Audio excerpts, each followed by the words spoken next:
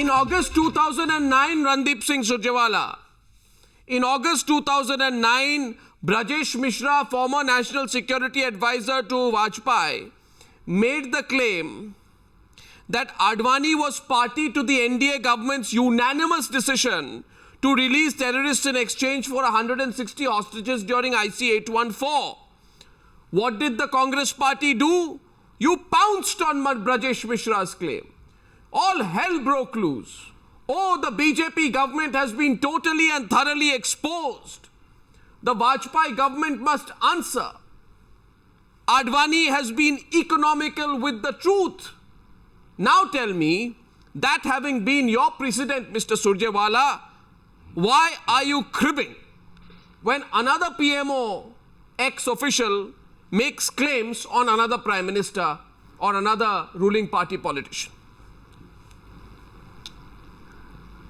And to begin with, the whole world knows that Bharatiya Janata Party, not only Shri Lalkrishna Advani ji, but the entire BJP government was instrumental in releasing terrorists in Kandahar, which was a matter of shame for any democratically elected government across the world. The way they kneed down to terrorism is a story of another debate at another time. No. The issue was that Advani. You said Advani must inform the nation as to why he chose to be economical with the truth. And the reason I'm picking this up is not, Mr. Surjewala, for the nuances of IC 814. The issue I'm picking this up is when another PMO official, right, after ceasing to be in PMO, reveals something about what was happening in the PMO. You believed him. You believed him, Mr. Surjewala, but you do not believe Sanjay Baru. Why are you changing your position depending on who's making the revelation? Well, let's not compare Brajesh Mishraji's position to Sanjay Baru's position. One was political advisor to Prime Minister, and we all knew the impact on policy decisions he made. It's and a media advisor to the Prime Minister. None less the fact is that Mr. Sanjay Baru is nothing but an out-of-work, disgruntled turncoat who's selling canards to sell his book. Nothing more than that. Okay, fine. Don't compare. Swapan Das Gupta, let's get you in. Don't compare Sanjay Baru and Brajesh Mishra. Okay, fine, to a certain extent understood, but the rest of the expletives which have been used here, the other compliments which he has thrown Sanjay Baru's way, Swapan Das Gupta, is Sanjay Baru completely unbelievable, as the Congress party spokesperson says? See, I mean, if someone says that Brajesh Mishra occupied a position much loftier than Sanjay Baru, that's not difficult to believe. Yes, Brajesh Mishra did. But the point is, this is an interesting thing. This is not a book, and I've read about 3/4 of it, which is really a replica of M.O. Mathai's infamous revelations of the Nehru household. This is not a salacious gossip-mongering thing. This sets out to be a rather serious study. In fact, a very kind and flattering study of the Manmohan Singh years as perceived by a man who worked for Manmohan Singh, who owed his primary responsibility to Manmohan Singh. If there are revelations, they come across as an incidental outcome of this. And naturally, I think the media is quite right to pounce on it. I think equally the Congress is quite right, is quite entitled to believe that the timing constitutes an act of betrayal. There are also ethical issues involved. Is should a person who knows, should he tell? What's and betrayal? When did he tell? When should he tell? Where's the betrayal? But that doesn't distract. I'm sorry, I didn't hear you. No, I said, where's the betrayal here? A former official chooses to reveal. No, there's no betrayal. It happens the world over. No, I'm not saying there is any betrayal. There is no betrayal. There is no betrayal. Has now changed. I think that what is important as far as we outsiders are concerned, is that we have got a certain insight into the functionings of the PMO in Manmohan Singh's time, and we have got certain revelations as to what extent the Prime Minister was an independent agent, or to what extent the Prime Minister was captive to higher powers. No, I wonder. Now, if there are higher powers than the Prime Minister, I think it's a cause of concern. It's a big issue. And I think there is a political message. For a long time, the Congress has been trying somehow to distance the legacy of UPA 2 in particular from the future under Rahul Gandhi. Now, this book would say that there is really no difference. That's an interesting point. The Congress the point. sets out to Rahul Gandhi is actually a continuum of it's the okay. UPA 2, Draws a link. because it was the Gandhis Fine. who controlled it. Fine. Opening up the debate. By the way, anyone feel free to come in. TSR Subramaniam, Sudhanshu Trivedi, Vinod Mehta. Don't say I held you back. Because the question here is, Swapan Dasgupta raises a fantastic argument. He says the Congress party is getting so touchy, and I must say, look at the kind of language used. Look at the language used. Turncoat. Arnab, while I can understand No, betrayal, greed, anxiety, ambition, sensationalism, political gossip. You know, look at the language used by both the Congress. Are you getting touchy because? Allow me to complete. Are you getting touchy because a line is drawn between the UPA 2 government and the Congress party? You're getting touchy for that reason. You're not defending Manmohan Singh. You're defending your party tonight. While I can understand Swapan's anxiety to carry the dialogue further and even change his stance midway at your propping, when he said it was an act of betrayal and then changed his stance on air, all that I want to point out that it is same Mr. Baru who left Prime Minister's office in 2008 thinking UPA is not coming back to power in 2009, returned to claim his job in 2009. No. Let me correct you. Wait for 5 years. And we all know his current proximity from extreme left to extreme right. And raises claims. So anyone, absolute rubbish. Anyone who questions you is a BJP man.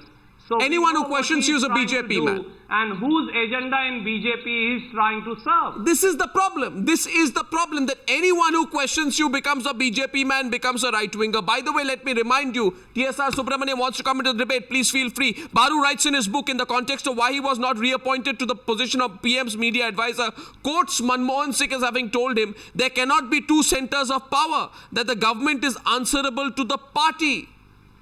He only elaborates now. Why should I not believe he was holding himself back for a while because he did not want to hurt Manmohan Singh while he was in power? Imagine this book, Mr. Surjewala, coming out a year back.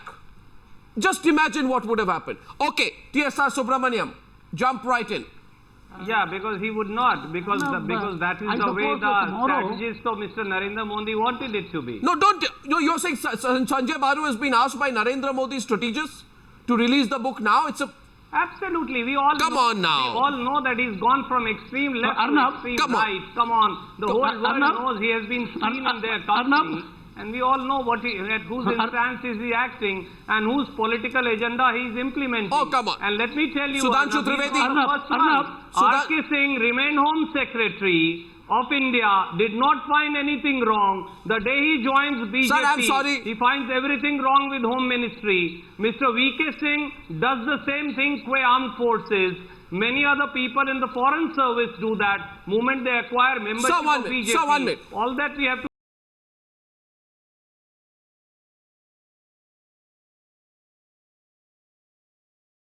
just a minute. Remember one thing, TSR Subramaniam coming in, don't respond to what I'm about to say. But I will say it nevertheless. Point out one thing which R.K. Singh did, which was pro-BJP during his tenure.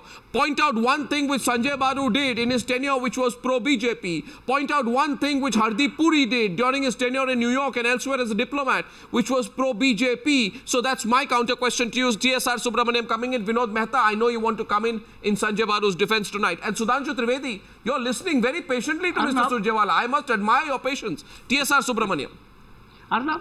Arnab, I know when I say the name of the game is Shoot the Messenger. I suppose we have to wait till tomorrow when P.C. Parak's book come out. He will also be painted now as a BJP person. I think we have to wait for 24 hours for that. But I think let us now forget the timing.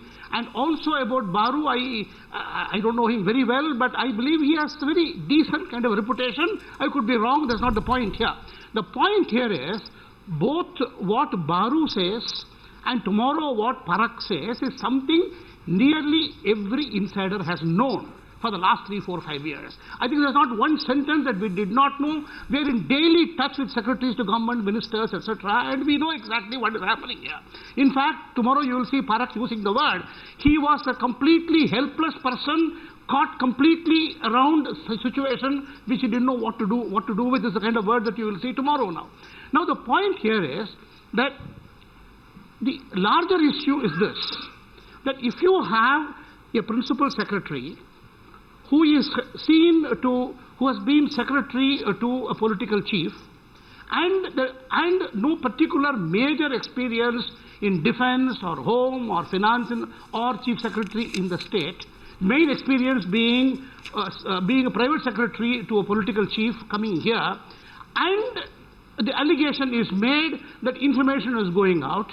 The question of the importance of the oath of office, where we have to draw a clear distinction between the secretariat, the government on the one side and the political party on the other, and the file is sacrosanct. What is it? And the oath of office doesn't talk of file alone. It talks of contents of a file.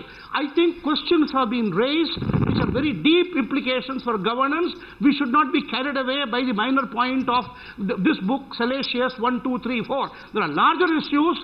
Now, are we now going to say government is now going to be run from households? Is it going to be true of DMK, ADMK, or SP, or the house? Which households? Which households? Is that going to be the system that we're going to have here? What households? These questions need to be answered. What households? What households? Elaborate. What households? So that the allegation in the book is that there was a regular interaction of information between the party chief and the PMO. That's the allegation there. But if he knew this, and Sudhanshu Trivedi, if he knew all this, why didn't he reveal this earlier? It is so important, Mr. Sudhanshu Trivedi, just understand the consequences of this information.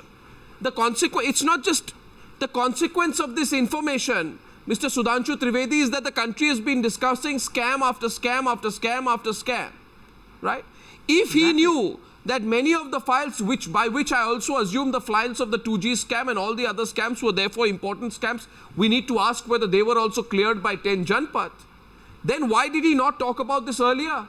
Remember this disclosure, if officially proven or made part of an investigation, Mr. Sudhanshu Trivedi turns the head around in the investigation of some of the most important and damaging issues of the UPA 2 government. Why don't you question Sanjay Baru on why he was quiet so far?